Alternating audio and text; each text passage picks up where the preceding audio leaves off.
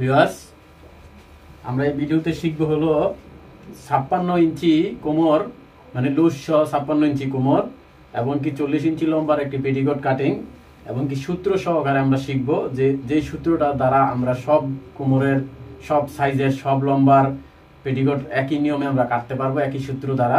তো এটাও আমরা দেখাবো আজকে এবং কি আপনাদেরকে বুঝাবো যে কিভাবে কোন সূত্রটা দিয়ে আপনারা কাটিং করবেন। তো আমরা প্রথমত কাপড়টা 4 ভাঁজ করে নিছি, 2 ভাঁজ করে নিছি, তারপরে আমরা এইভাবে 4 ভাঁজ করে নিব। কাপড়টা 4 ভাঁজ করে নিয়ে আমাদের যে বন্ধ সাইড, এটা আমরা সব সময় আমাদের এদিকে রাখবো, বন্ধ সাইডটা আমাদের এদিকে রাখবো। এই বন্ধ সাইডটা এদিকে রাখলাম এবং কি কাপড়টা সমানভাবে ভাঁজ দিতে হবে যেন কম বেশি না হয়। সমানভাবে এভাবে ধরে এভাবে এরকম করলে সমান হয়ে যাবে। তো সমান হয়ে গেল। তো ভিউয়ার্স, এখন আমরা যেটা করব সেটা হচ্ছে আপনাদেরকে সূত্রটা আমি এই ভিডিওর মাঝখানে অথবা শেষের দিকে সূত্রটা বলে দিব যে কোন সূত্র দ্বারা আপনারা সব ধরনের পেটিকোট, সব ধরনের বলতে সব কোমরের সব লম্বার সাইজ আপনারা এই সূত্রর দ্বারা কলিগুলো কাটিং করতে পারবেন, কোনো সমস্যা হবে না। তো ওই সূত্রটা আমি বলে দিব আপনাদেরকে আজকে এই ভিডিওতে। তো এখন আমরা এটা 1 ইঞ্চি, এখান থেকে 1 ইঞ্চি চড়া রাখবো হচ্ছে নিচে ভাঙার জন্য।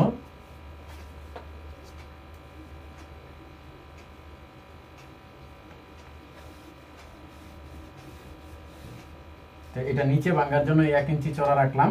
তো এখন কোমরের যে বেলটা হবে আমাদের, এটা আমরা 2 ইঞ্চি ধরলাম, 2 ইঞ্চি এক্সট্রা এভাবে ধরে নিব আর কি, অথবা 2 ইঞ্চি এভাবে ইয়ে করবো, কারণ আমাদের কোমরে যখন বেলটা লাগাবো এটা তো 2 ইঞ্চি হবেই।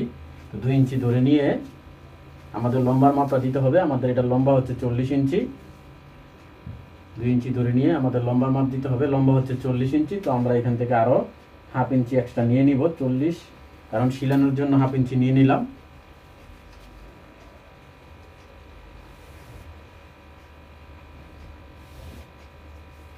হাফ ইঞ্চি নিয়ে নিলাম।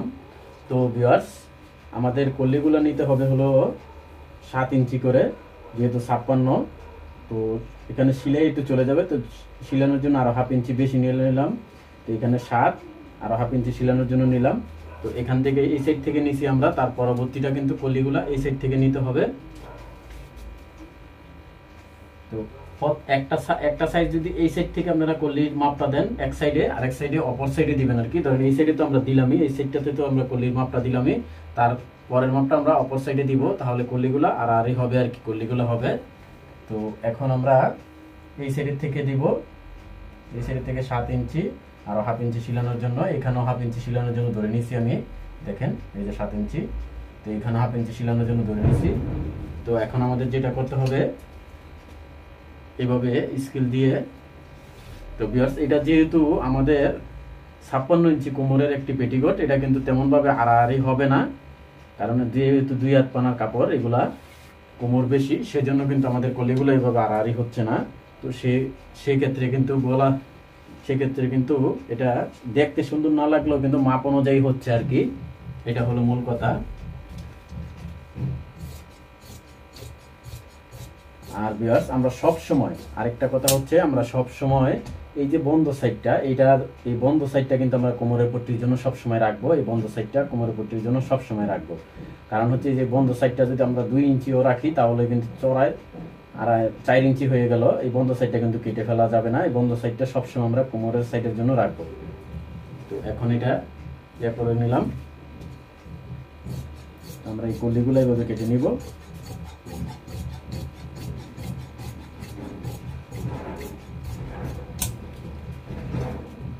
কলিগুলো কেটে নিলাম।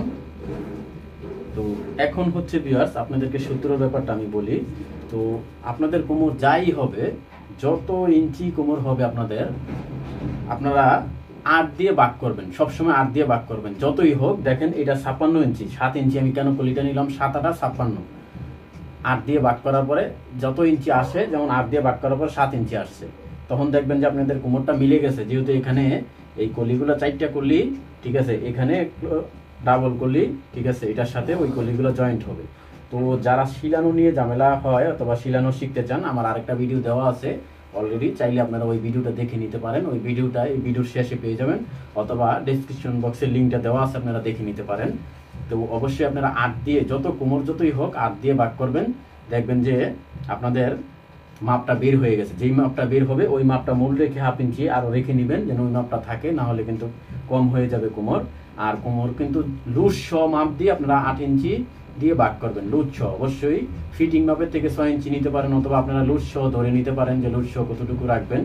ওই মাপটা ধরে যতটুকু হয়, লুজ সহ যতটুকু হয় তাকে 8 দিয়ে যদি ভাগ করেন, যত ইঞ্চি আসে ওই কলিগুলো এত ইঞ্চি হবে। আশা করি বুঝতে পারছেন। তো এখন আমরা এই কোমরের পাটটা কাটবো। তো কোমরের পাটটা আমরা 2 ইঞ্চি কিন্তু ওইখানে ধরে নিয়েছিলাম। তো শিলানোর জন্য 1/2 ইঞ্চি আরো বেশি ধরতে হবে। এখানে 2.5 ইঞ্চি ধরবো আমরা, এভাবে 2.5 ইঞ্চি ধরবো।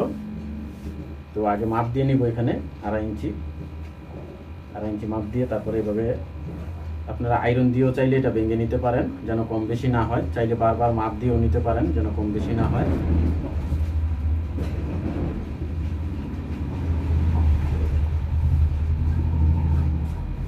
তো এটা আয়রন দিয়ে যদি আপনারা একটু বাস দিয়ে নেন, তাহলে আপনাদের জন্য সহজ হবে। আর কোমরের পটিটা কিন্তু নতুন যারা, তারা লাগাইতে যেয়ে কিন্তু পাক খেয়ে যায়, প্যাঁচ খেয়ে যায়, অথবা কম বেশি হয়ে যায়। তো আপনারা চাইলে আমার ওই ভিডিওটা দেখে নিতে পারেন। ওই ভিডিওতে খুব সুন্দরভাবে সহজভাবে বোঝানো হয়েছে যে কিভাবে আপনারা, যে নতুন যারা আছেন, কিভাবে পেটিকোট সেলাই করবেন।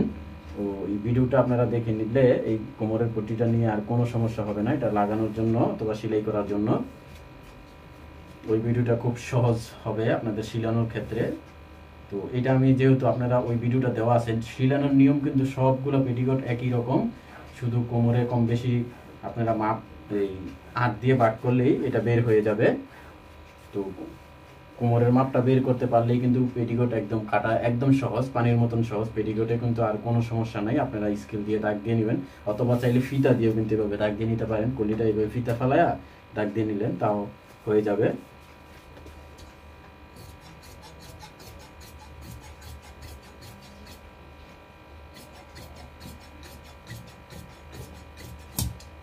তো ভিউয়ার্স, আমাদের 56 ইঞ্চি কোমর। তো এখানে কয় ইঞ্চি হলো আমরা দেখাচ্ছি। এক পাটে 30, প্রায় 60 ইঞ্চির মতন হয়ে গেছে। তো এটা দিয়ে ফিতা আর ওইটার থেকে এক্সট্রা থেকে যাবে, আমরা এটা জোড়া দিয়ে নিব। জোড়া দিয়ে তারপরে আমাদের পেটিকোটের কলিটি দেওয়ার পরে আমরা মাপ দিয়ে নিব। মাপ দিয়ে নিয়ে তারপরে আমরা তখন জোড়া দেওয়ার পরে যতটুকু থাকবে আমরা অতটুকু, এইভাবে জোড়া দেওয়ার পরে যতটুকু থাকবে আমরা এটা কেটে নিব।